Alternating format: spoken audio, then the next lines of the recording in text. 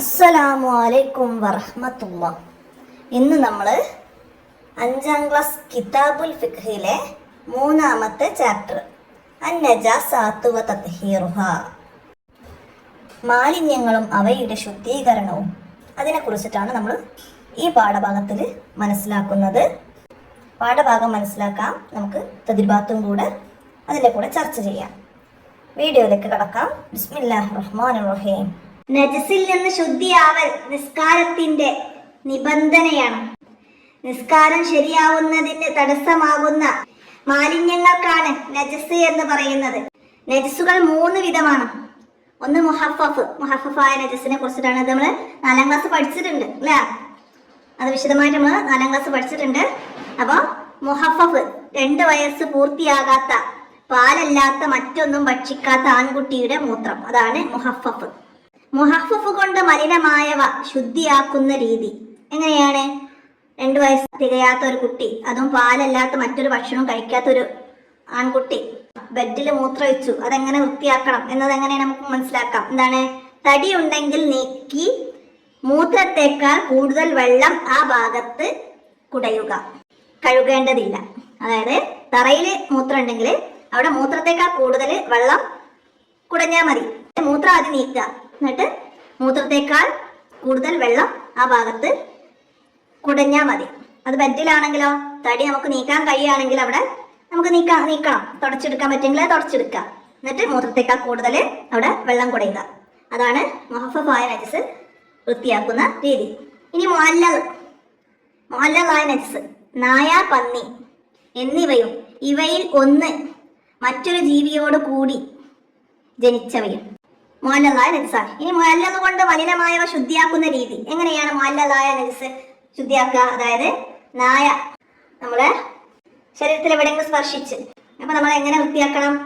7 തവണ കഴുകണം. കൈമലാണ് തട്ടിയതെങ്കിൽ കൈ 7 തവണ കഴുകണം. അതിൽ 1 ശുദ്ധമായ മണ്ണ് കലക്കിയ വെള്ളം കൊണ്ടാവണം. അതിൽ 1 തവണ ശുദ്ധമായ മണ്ണ് കലക്കിയ വെള്ളം കൊണ്ടാവണം. നജസിന്റെ തടി ഉണ്ടെങ്കിൽ ആദ്യം അത് നീക്കണം, അതാദ്യം കഴുകി പോക്കണം. അതിനു വേണ്ടി പലതവണ കഴുകിയാലും അത് 1 തവണയാണ് പരിഗണിക്കുക. നീങ്ങിയതിന് ശേഷം പിന്നെ നമ്മൾ എന്ത് ചെയ്യണം? ബാക്കി 6 തവണ, അതിലൊരു തവണ മണ്ണ് കലക്കിയ വെള്ളമാണ്. അടുത്ത മുത്തവസ്സിത്ത് നജസുകൾ നമ്മൾ കുറെ പഠിച്ചിട്ടുണ്ട്. മലം, മൂത്രം, രക്തം, ചലം, വദിയി, ആമാശയത്തിൽ എത്തിയ ശേഷം ഛർദിച്ചത്, ലഹരി ദ്രാവകങ്ങൾ, ഇതൊക്കെ മുത്തവസ്സിത്തായ നജസാണ്. അപ്പൊ അത് മനസ്സിലാക്കാം. മനുഷ്യരല്ലാത്ത ഭക്ഷിക്കപ്പെടാത്ത ജീവികളുടെ പാല്, അയവിറക്കാൻ മൃഗം തികട്ടിയെടുത്തത്, ഭക്ഷണം മൃഗങ്ങളൊക്കെ ഒരുപാട് ഭക്ഷണം കഴിച്ചിട്ട് പിന്നെ അവര് വായിലേക്ക് എടുത്തിട്ട് അത് വീണ്ടും ഇങ്ങനെ ചവച്ച് കൊണ്ടേയിരിക്കും, അതിനാണ് അയവിറക്കുക എന്ന് പറയുന്നത്. അങ്ങനെ മൃഗം തികട്ടിയത് നമ്മുടെ വസ്ത്രത്തിലൊക്കെ ആയിക്കാണെങ്കിൽ അത് വൃത്തിയാക്കിയതിനു ശേഷം മാത്രമാണ് നമുക്ക് നിസ്കരിക്കാനൊക്കെ പറ്റുള്ളൂ. അത് നജസാണ്, മനസ്സിലാക്കുക. പിന്നെന്താണ്? മനുഷ്യൻ, മത്സ്യം, ജറാദ് എന്നിവ അല്ലാത്ത ജീവികളുടെ ശവം. എന്നാൽ കോഴി ചത്തത് നമ്മൾ ഭക്ഷിക്കുന്ന ജീവിയാണെങ്കിൽ ചത്താൽ അത് നജസാണ്. ഓക്കെ, അപ്പൊ അതൊക്കെ മനസ്സിലാക്കണം. പിന്നെന്താ? തിന്നപ്പെടാത്ത ജീവിയിൽ നിന്ന് ജീവനുള്ളപ്പോൾ വേർപിരിഞ്ഞ രോമം. തിന്നപ്പെടാത്ത ജീവി, തൂവല്, അതായത് തിന്നപ്പെടാത്ത ജീവി, കാക്കയുടെ തൂവല്, അത് ജീവനുള്ളപ്പോ പിരിഞ്ഞതാണെങ്കിലും അത് നജസാണ്. എന്നാൽ കോഴിയുടേത് ജീവനുള്ളപ്പം വേർപിരിഞ്ഞ തൂവല് അത് നജസല്ല, അത് ചത്തതിന് ശേഷം വേർപിരിഞ്ഞതാണെങ്കിൽ അത് നജസാണ്. ഇനി മുത്തവസ്സിത്ത് കൊണ്ട് മലിനമായവ ശുദ്ധിയാക്കുന്ന രീതി, അതായത് കാഷ്ടം, മൂത്രം, രക്തം, ചലം ഒക്കെ പറഞ്ഞില്ലേ, അതൊക്കെ അതുകൊണ്ട് മലിനമായാൽ എങ്ങനെയാണ് ശുദ്ധിയാക്കേണ്ടതെന്ന്. ആദ്യം നജസിന്റെ തടി നീക്കുക. നമ്മൾ നേരത്തെ പറഞ്ഞില്ല, നജസിന്റെ തടി നീക്കുക എന്ന് പറഞ്ഞാൽ ആ ഒരു രക്തമാണെങ്കിൽ അത് പോകുന്നവരെ, രക്തം കഴുകി പോക്കാൻ കഴിയുകയാണെങ്കിൽ കഴുകി പോക്കുക. പിന്നെ നമ്മൾ നിറം ഉണ്ടാവും ആ രക്തത്തിന്, പിന്നെ മണം ഉണ്ടാവും, രുചി, ഇതൊക്കെ മുഴുവനായി നീങ്ങുന്നത് വരെ കഴുകണം. പരമാവധി ശ്രമിച്ചിട്ടും നിറം, മണം എന്നിവയിൽ ഒന്ന് നീങ്ങുന്നില്ലെങ്കിൽ വിരോധമുണ്ട്. അതായത് നിറം അവിടെ തന്നെ ബാക്കിയായിട്ട് നിൽക്കുന്നു വസ്ത്രം കഴുകിയിട്ടും, അപ്പൊ അവിടെ വിരോധമില്ല. ഈ രുചി മാത്രമോ അല്ലെങ്കിൽ നിറമോ മണവും ഒന്നിച്ചു പോകുന്നില്ലെങ്കിൽ ശുദ്ധമാകുന്നതല്ല. നിറവും മണവും പോകുന്നില്ലെങ്കിൽ ആ വസ്ത്രം ശുദ്ധമാകുന്നില്ല. മനസ്സിലായില്ല? രുചി മാത്രമായിട്ടോ പോകാതിരിക്കുകയും നിറവും മണവും പോകുന്നില്ലെങ്കിലും അത് ശുദ്ധമാകുന്നതല്ല. മുറിച്ച് കളയലല്ലാത്ത വഴിയില്ലെങ്കിൽ പൊറുക്കപ്പെടുന്നതാണ്. അത് പൊറുക്കപ്പെടുന്നതാണ്. നജിസിൽ ഇളവുണ്ട്. നജിസ് വൃത്തിയാക്കുമ്പോൾ ശ്രദ്ധിക്കേണ്ട കാര്യങ്ങൾ എന്തൊക്കെയാണ്? നജിസായ വസ്തു 2 കുല്ലത്തിനേക്കാൾ ഏകദേശം 200 ലിറ്റർ, 2 കുല്ലത്ത് എന്ന് പറഞ്ഞാൽ 200 ലിറ്റർ വെള്ളമാണ്, കുറഞ്ഞ വെള്ളത്തിൽ ഇട്ട് കഴുകരുത്. 200 ലിറ്റർ കുറവാണെങ്കിൽ, 2 കുല്ലത്തിൽ കുറവാണെങ്കിൽ അതിലിട്ട് കഴുകരുത്. വെള്ളം അതിന്മേൽ ഒഴിച്ച് കഴുകണം. അതായത് നമ്മൾ ഡ്രസ്സ് പുറത്ത് പിടിച്ചിട്ട് വെള്ളം ഇങ്ങനെ അത് വസ്ത്രത്തിലേക്ക് ഇങ്ങനെ ഒഴിച്ച് വേണം അത് കഴുകാൻ. പിന്നെ മൂത്രം പോലുള്ള നജിസ് ഒരു സ്ഥലത്തോ മറ്റോ വറ്റിപ്പോയിട്ടുണ്ടെങ്കിൽ അവിടെ മൊത്തം വെള്ളം ഒഴിച്ചാൽ മതി. വറ്റിയിട്ടില്ലെങ്കിലോ അത് ആദ്യം നീക്കം ചെയ്യാം, എന്നിട്ട് പിന്നെ വെള്ളം ഒഴിക്കുക. ആദ്യം നജിസിനെ നീക്കം ചെയ്യാം. വറ്റാതെ മൂത്രം തറയിലുണ്ടെങ്കിൽ ആദ്യം മൂത്രം തുടച്ചെടുക്കുക, എന്നിട്ട് പിന്നെ വെള്ളം ഒഴിക്കുക. പിന്നെ കിണറിലെ കുറഞ്ഞ വെള്ളം നജിസ് ആയാൽ അതിലേക്ക് കൂടുതൽ വെള്ളം ഒഴിച്ച് 2 കുല്ലത്താക്കുകയാണ് വേണ്ടത്. അടുത്തത് നജസുകളിൽ നിന്ന് ശുദ്ധിയാകുന്നവ. ലഹരി ദ്രാവകങ്ങൾ സ്വയം സുർക്കയായാൽ ശുദ്ധിയാകും. പിന്നെ നായ, പന്നി എന്നിവയും ഇവയൊന്ന് മറ്റൊരു ജീവിയോട് കൂടി ജനിച്ചവയും അല്ലാത്ത ശവത്തിന്റെ തോല് ഊറക്കിട്ടാൽ ശുദ്ധിയാകും. അപ്പൊ അതൊക്കെ മനസ്സിലാക്കാം. ഇനി നമുക്ക് ഇതിന്റെ തദ്രിപാത്തിൽ എന്താ വന്നത്? ഒന്നാമത്തത് നജസ് എത്ര വിധമാക്കും? നജസ് എത്ര വിധമാണ്? നജസ് 3 വിധമാണ്. അതൊക്കെ ഏതാ? നജസ് 3 വിധമാണ്. അടുത്ത രണ്ടാമത്തെ ചോദ്യം, മുഅല്ലലായ നജസ് ഏതാകുന്നു? ഏതാണ് മുഅല്ലലായ നജസ്? ഇവിടുന്ന് അടയാളപ്പെടുത്തിയിട്ട് എഴുതാ. നായ, പന്നി എന്നിവയും ഇവയിൽ ഒന്ന് മറ്റൊരു ജീവിയോട് കൂടി ജനിച്ചവയും. അതാണ് മുഅല്ലലായ നജസ്. നായ, പന്നി എന്നിവയും ഇവയിൽ ഒന്ന് മറ്റൊരു ജീവിയോട് കൂടി ജനിച്ചവയും. അടുത്തതാ മുത്തവസ്സിത്തായ നജസ് കൊണ്ട് മലിനമായത് ശുദ്ധിയാക്കാൻ എന്ത് ചെയ്യാം? ഇവിടെ നമ്മൾ ഓരോ പോയിന്റുകളായിട്ട് പറഞ്ഞിട്ടുണ്ട്. ആദ്യം നജസിന്റെ തടി നീക്കുക. നിറം, മണം, രുചി എന്നിവ മുഴുവനായി നീങ്ങുന്നത് വരെ കഴുകുക.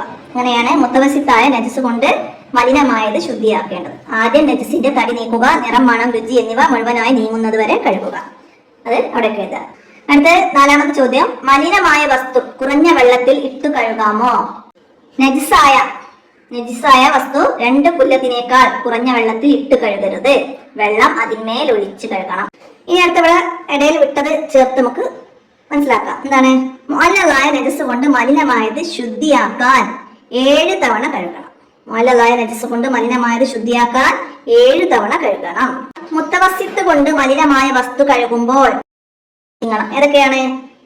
നമ്മളിവിടെ പറഞ്ഞിട്ടുണ്ട്. നിറം, മണം, രുചി, അങ്ങനെ 3 എണ്ണം നീങ്ങണം. അടുത്ത നമുക്കിവിടെ ശരിയും തെറ്റും അടയാളപ്പെടുത്തണം. ഇവിടെ വസ്തു, അതായത് നജസ്, ആ നജസിന്റെ പേര് ഏത് തരാണെന്നുള്ളത് ഇവിടെ പറയുന്നുണ്ട്. 2 വയസ്സാവാത്ത, പാലല്ലാത്ത, മറ്റൊന്നും ഭക്ഷിക്കാത്ത ആൺകുട്ടിയുടെ മൂത്രം അത് മുഹഫഫാണോ അല്ലേ എന്നാണ്. അത് മുഹഫഫാണ്. ശരിയാണ്, നമുക്ക് ശരി അടയാളപ്പെടുത്താം. അത് മുഹഫഫാണ്. അടുത്തതാ നായയുടെ രോമം. നായയുടെ രോമം എന്താണ്? മുഅല്ലലാണ്.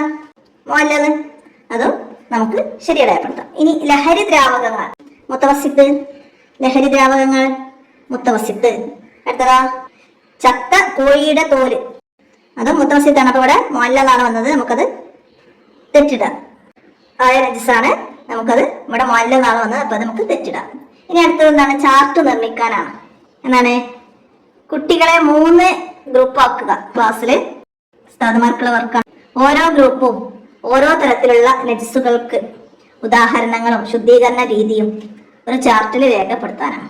3 നജസുകൾ ഓരോ ഗ്രൂപ്പിനും കൊടുക്കുക. അവർ 3 ഗ്രൂപ്പും 3 ഉദാഹരണങ്ങൾ, 3 എണ്ണത്തിനും ഉദാഹരണങ്ങൾ കണ്ടെത്തുക. അപ്പൊ അവിടെ ഓരോ ഉദാഹരണങ്ങൾ ഞാൻ പറഞ്ഞുതരാം. അപ്പൊ നമുക്ക് ക്ലാസ് വർക്കൊക്കെ ഉണ്ടാകുമ്പോൾ നിങ്ങൾ മനസ്സിലാക്കാം. മുഹഫഫായ നജസ്, അത് നമുക്കവിടെ പറഞ്ഞത് 2 വയസ്സാവാത്ത, പാലില്ലാത്ത, മറ്റൊന്നും ഭക്ഷിക്കാത്ത ആൺകുട്ടിയുടെ മൂത്രം. അപ്പൊ അത് മുഹഫഫാണ്. അത് ശുദ്ധിയാക്കുന്നത് എന്താണ്? തടി ഉണ്ടെങ്കിൽ നീക്കി മൂത്രത്തേക്കാൾ കൂടുതൽ വെള്ളം ആ ഭാഗത്ത് കുടയുക. അങ്ങനെയാണ് മുഹഫഫ് ശുദ്ധിയാക്കേണ്ടത്. പിന്നെ നായ, പന്നി ഇവയിൽ നിന്ന് ജനിച്ച ഇവയുടെ കുഞ്ഞുങ്ങൾ, അതൊക്കെ എന്താണ്? മുഅല്ലലാണ്. അത് 7 തവണ കഴുകണം. അതിലൊന്ന് ശുദ്ധമായ മണ്ണ് കലക്കിയ വെള്ളം കൊണ്ടാവണം. നജസിന്റെ തടി ഉണ്ടെങ്കിൽ അത് ആദ്യം നീക്കണം. അതിന് നമ്മൾ 10 പ്രാവശ്യം കഴുകിയാലും അത് 1 തവണയായിട്ടാണ് കണക്കാക്കുക. പിന്നെ മുത്തവസ്സിത്ത്. മുത്തവസ്യത്തിന് ഇവിടെ മലം, മൂത്രം, രക്തം, ചലം, അതീ ആമാശയത്തിൽ എത്തിയ ശേഷം ഛർദ്ദിച്ചത്, ലഹരി ദ്രാവകങ്ങള്, ചത്ത കോഴിയുടെ തൂവല്, ഭക്ഷിക്കപ്പെടാത്ത ജീവിയുടെ പാല്, തിന്നാൻ പറ്റാത്ത ജീവിയിൽ നിന്ന് ജീവനുള്ളപ്പോൾ വേർപിരിഞ്ഞ രോമം, അതൊക്കെ എന്താണ്? മുത്തവസിത്തായ നജസാണ്. അതുകൊണ്ട് നജസായാൽ ആദ്യം നജസിനെ നീക്കണം. എന്നിട്ട് രക്തത്തിനെ പോലെ എന്നിട്ട് നിറം, മണം, രുചി അങ്ങനെ എന്തെങ്കിലുമൊക്കെ ഉണ്ടെങ്കിൽ അത് നീക്കണം, ശുദ്ധിയാക്കുന്ന രീതി. പിന്നെ തിന്നാൻ പറ്റുന്ന ജീവിയുടെ തോല് ഊറക്കിടൽ കൊണ്ട് ശുദ്ധിയാകും. അതായത് ആടിന്റെ തോല്, അത് ഊറക്കിടൽ കൊണ്ട് ശുദ്ധിയാകും. അപ്പൊ ഇത്രയുമാണ് നമുക്ക് ഈ മൂന്നാമത്തെ പാഠത്തിൽ മനസ്സിലാക്കാനുള്ളത്. അപ്പൊ എല്ലാവരും മനസ്സിലാക്കി പഠിക്കുക. കൂട്ടുകാർക്കൊക്കെ വീഡിയോ ഷെയർ ചെയ്ത് കൊടുക്കുക. നമുക്ക് അടുത്ത പാഠവുമായി അടുത്ത വീഡിയോയിൽ കാണാം. അസ്സലാമു അലൈക്കും വറഹ്മത്തുള്ളാഹി.